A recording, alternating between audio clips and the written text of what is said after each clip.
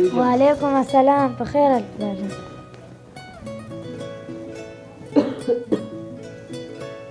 بچې نن د مکتب چوټي وه؟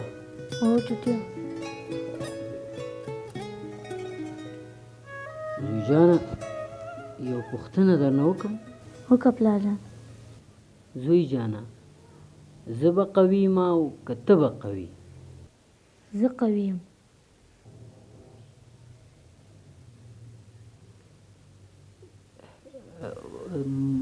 مطلب زه به ډېر قوي یم او که ته به ډېر قوي؟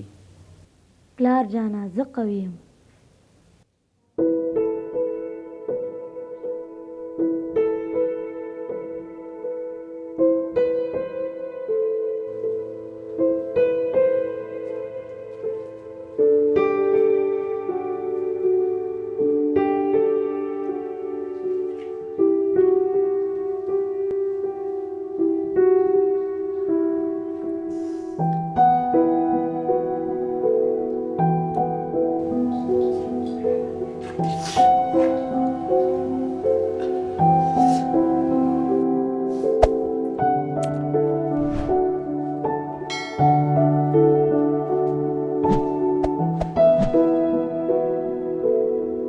زویا زه به قوي یم او که ته به قوي؟